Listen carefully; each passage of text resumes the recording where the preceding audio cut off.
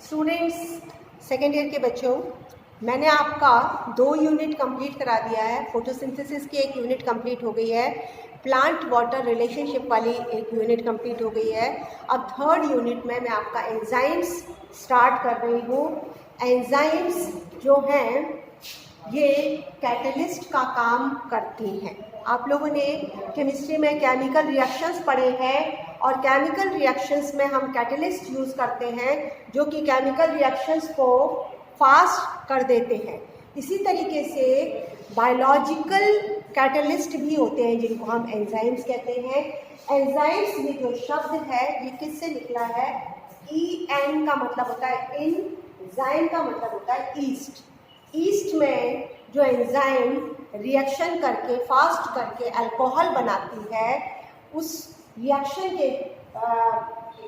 से ही ये शब्द निकला है एंजाइम। यानी ईस्ट के अंदर कुछ ऐसा मौजूद है जो कि बाय बर्थ उसके अंदर मौजूद है और वो रिएक्शन को फास्ट कर देता है जिससे अल्कोहल का निर्माण होता है। तो उसी से ये शब्द निकला है एंजाइम।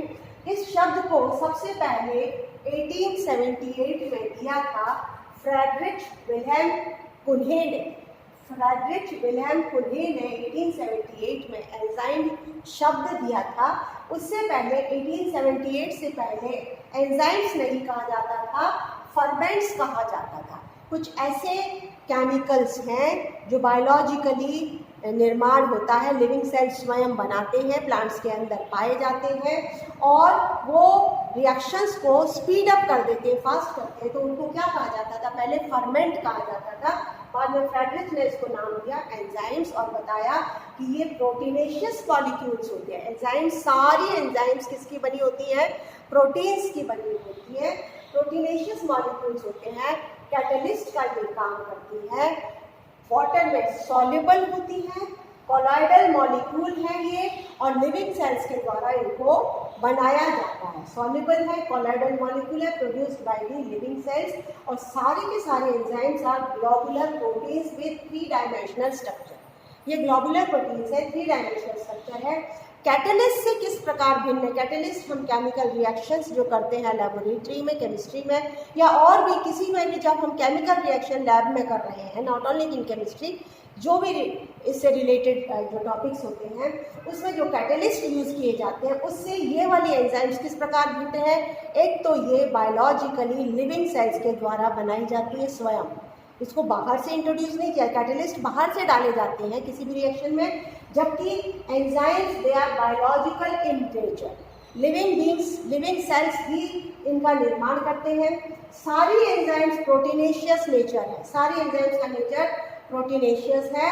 और तीसरा डिफरेंस कैटलिस्ट से ये है कि रिएक्शन में जिस केमिकल रिएक्शन को ये स्पीड करती है उसमें एंजाइम केमिकल रिएक्शन को स्पीड देने के बाद वापस निकल के आ जाती है, यूज्ड अप नहीं होती है, जबकि कैटलिस्ट रिएक्शन को फास्ट करने में यूज हो जाते हैं और केमिकल रिएक्शन को फास्ट करने में एंजाइम्स यूज्ड अप नहीं होती हैं। अब नेक्स्ट जो इसके अंदर आपको पढ़ना है वो है एंजाइम्स का नामकरण और वर्गीकरण, nomenclature and classification of enzymes. Enzymes बहुत प्रकार की होती हैं, लिविंग बॉडी के अंदर बनती हैं, प्लांट सेल्स के द्वारा बनाई जाती हैं।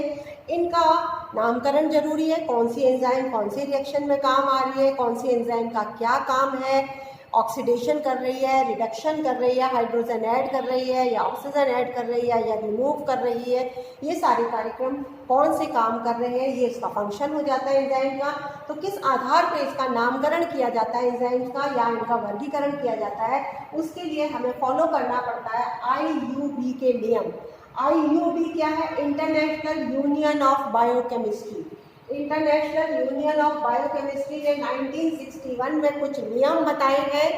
IUB ने, यानी इंटरनेशनल यूनियन ऑफ बायोकेमिस्ट्री ने कुछ नामकरण के और वर्गीकरण के नियम बनाए जिनके तहत ही इन एंजाइम्स का नामकरण होता है और इनका वर्गीकरण किया जाता है। पहले 3 मुख्य जो फीचर्स हैं क्लासिफिकेशन के लिए और नॉमेनक्लेचर के लिए, यानी नामकरण और वर्गीकरण के लिए हमें 3 चीज़ें फॉलो करनी पड़ती हैं IUB के अनुसार। वो क्या है? सबसे पहले पूरे सारी जो एंजाइम्स है, जो हजारों की संख्या में जो एंजाइम्स हैं, उनको मेन 6 क्लासेस में विभाजित किया गया है, जो मैं अभी इसके बाद आपको बताऊंगी वो 6 मेन क्लासेस क्या हैं। तो सारे एंजाइम्स को 6 मेजर क्लासेस में विभाजित किया गया है। प्रत्येक क्लास को फिर 4 से 13 सब क्लास में विभाजित किया गया है और सब क्लास को फिर कई सब क्लासेस में विभाजित किया गया है।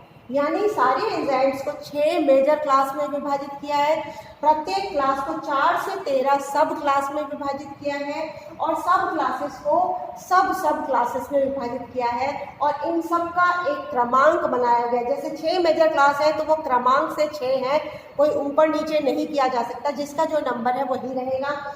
उसी प्रकार 6 मेजर क्लासेस की जो सब क्लासेस हैं, उन सब क्लासेस का भी एक सीरियल नंबर है जो फिक्स रहता है, किसी को भी ऊपर नीचे हम नहीं लिख सकते हैं। तो ये क्रमांक सबका फिक्स रहता है। ये हुआ पहला फीचर। दूसरा फीचर होता है जब नामकरण किया जाता है एंजाइम का तो उसके 2 नाम दिए जाते हैं। एंजाइम को 2 नाम दिए जाते हैं। पहला नाम जो होता है, पहला नाम जो एंजाइम का होता है, पहला हिस्सा उसके नाम का, 2 हिस्से कह दो, एंजाइम के नाम के 2 हिस्से होते हैं। जो पहला हिस्सा होता है उसके नाम का, वो किस पे आधारित होता है? सबस्ट्रेट, कि किस मॉलिक्यूल के ऊपर वो एंजाइम अपना काम करेगी। ग्लूकोज के ऊपर काम कर रही है तो ग्लूकोज उसके नाम में आ जाएगा। हेक्सोज भी लगा सकते हैं और हम उसके अगर फ्रक्टोज पे काम कर रही है तो फ्रक्टोज लगा सकते हैं, एरिथ्रोज पे काम कर रही है तो एरिथ्रोज लगा सकते हैं। यानी जिस सबस्ट्रेट पे एंजाइम काम कर रही है तो एंजाइम के नाम का पहला हिस्सा किसका नाम होता है? सबस्ट्रेट का नाम होता है जिस पे एंजाइम काम करती है। दूसरा एंजाइम का जो दूसरा हिस्सा होता है वो होता है टाइप ऑफ रिएक्शन। एंजाइम कौन सा रिएक्शन कर रही है उस रिएक्शन का नाम होता है। अगर वो रिडक्शन कर रही है तो रिडक्टेज हो जाएगी, ऑक्सीडेशन कर रही है तो ऑक्सीडेज हो जाएगी, ठीक है। हाइड्रोलिसिस कर रही है तो हाइड्रोलेज हो जाएगी। सबके पीछे क्या लग जाएगा? As, ASE। तो एंजाइम के नाम के 2 हिस्से होते हैं। पहला हिस्सा होता है नाम का, सबस्ट्रेट का नाम, दूसरा होता है किस प्रकार का वो रिएक्शन कर रहे हैं। इस नाम के आगे, एंजाइम के नाम के आगे एक 4 डिजिट का एक EC नंबर भी लिखा जाता है। हर एक एंजाइम के नाम के आगे पहले 4 डिजिट का एक नंबर होता है जिसको हम कहते हैं EC नंबर। EC का मतलब होता है एंजाइम कमीशन नंबर। क्या है इसका मतलब? Enzyme commission number. ये डिजिट्स होती हैं 4, जैसे 4.5.1.1, ये हो गया उसका EC नंबर। अब ये EC नंबर कैसे निकाला जाता है, इसके भी कुछ फीचर है कि किस तरीके से EC नंबर निकाला जाता है हर एंजाइम का। तो सबसे पहला जो डिजिट होता है, सबसे पहला जो डिजिट होता है EC नंबर का, वो होता है उसकी क्लास का नंबर। मेजर क्लास जो मैंने बताई थी 6 क्लास, तो 6 क्लास में से अगर 3rd क्लास का नंबर है तो उसका EC नंबर में सबसे पहले क्या लग जाएगा? 3। अगर 2nd क्लास है तो लग जाएगा 2, अगर 1st क्लास है तो लग जाएगा 1, 5th क्लास है तो लग जाएगा 5, 6th क्लास है तो लग जाएगा 6। यानी क्लास का जो नंबर है, कौन सी क्लास में ये आती है एंजाइम, वो 6 मेजर क्लासेस में से जिस क्लास में आती है उस क्लास की डिजिट आगे लग जाएगी, क्योंकि मैंने कहा था क्रमांक चेंज नहीं होगा। तो पहला जो EC कमीशन में जो पहला डिजिट लिया जाता है वो होता है मेजर क्लास की सीरियल नंबर। दूसरा और तीसरा B and C मैंने लिखा है। दूसरा होता है सब क्लास का नंबर और तीसरा होता है सब क्लास का नंबर। दूसरा होता है सब क्लास का नंबर और तीसरा होता है सब क्लास का नंबर और चौथा होता है serial number of the enzyme इन सब क्लास। मान लीजिए सब क्लास 2nd है, मेजर क्लास हो गई 2, मेजर क्लास के अंदर दूसरी सब क्लास हो गई तो 2 और 2 लग गया।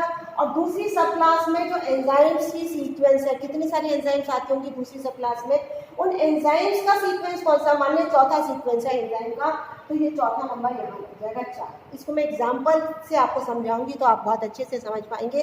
तो इस तरीके से इन फीचर्स को हम अगर जब ध्यान में रखेंगे तब एंजाइम का नामकरण और वर्गीकरण किया जाता है।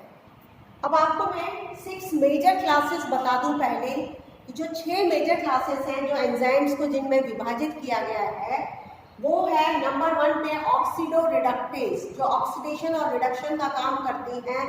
वो सारे एंजाइम की 1st क्लास में आती है जिनका नाम है ऑक्सीडो रिडक्टेसेस, ठीक है। ये एंजाइम सारी किस में आती है? ऑक्सीडो रिडक्टेसेस में आती है, जो ऑक्सीडेशन और रिडक्शन का काम करती है। सेकेंड जो ट्रांसफर, किसी भी मॉलिक्यूल का ट्रांसफर कर रही हैं वो सारी आ गई। सेकेंड नंबर है उनका ट्रांसफरेसेस, ठीक है। तीसरा जो है हाइड्रोलेजेस, जो हाइड्रोलिसिस का काम करती हैं, हाइड्रोलेजेस। लाइजेस जो ब्रेक डाउन करती है, लाइजेस। आइसोमरेजेस जो अपने आइसोमर में परिवर्तित करती हैं। लाइगेज और सिंथेटेज जो दो मॉलिक्यूल्स को जोड़ती हैं। तो ये मेजर 6 क्लासेस है, सारी एंजाइम्स इन 6 मेजर क्लासेस में विभाजित की गई है और इनका सीक्वेंस चेंज नहीं होगा, सीक्वेंस फिक्स्ड है।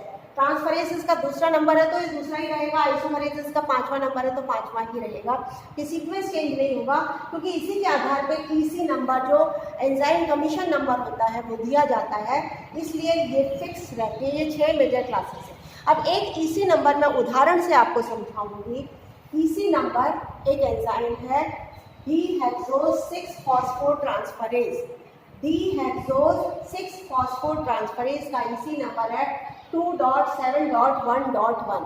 ठीक है, मैंने 4 पॉइंट्स बताए थे जिसके आधार पे ये नंबर ईसी नंबर दिया जाता है हर एंजाइम को। जो प्रथम डिजिट है, ये डिजिट किसको डिनोट करती है कि कौन सी मेजर क्लास है, कौन सी मेजर क्लास है। अभी 2 नंबर, तो 2 नंबर पे कौन सी आ गई, ट्रांसफरेजेज आ गई। यानी ये जो एंजाइम है ये किस ग्रुप से है, ट्रांसफरेजेज। ट्रांसफर का काम करेगी, किसी मॉलिक्यूल को एक मॉलिक्यूल से हटाकर दूसरे मॉलिक्यूल में उसको जोड़ेगी, ट्रांसफर का काम करेगी। तो ट्रांसफरेजेज वाले मेजर क्लास में आती है ये वाली एंजाइम। सेकेंड डिजिट है 7वां नंबर। 7वां नंबर ये है कि ट्रांसफरेजेस के अंदर जो सब क्लासेस होंगी उनमें से 7th सब क्लास के अंदर ये आती है। और 7th सब क्लास क्या है, उसमें ट्रांसफर ऑफ फॉस्फेट। तो यानी जो ट्रांसफरेजेस के अंदर जो सब क्लासेस बनाई हैं वो किस आधार पर बनाई है कि कौन से मॉलिक्यूल का ट्रांसफर किया जा रहा है उस आधार पे। तो 7वें नंबर पे फॉस्फेट मॉलिक्यूल का ट्रांसफर किया जाता है। तो ये वाली जो एंजाइम है इसको हम 7 नाम देने का मतलब है ये एंजाइम फॉस्फेट को ट्रांसफर करती है। किसका ट्रांसफर कर रही है, फॉस्फेट का। थर्ड पोजीशन पे है नंबर 1। थर्ड पोजीशन पे नंबर 1 का मतलब है सब क्लास के अंदर फिर सब क्लास होती है।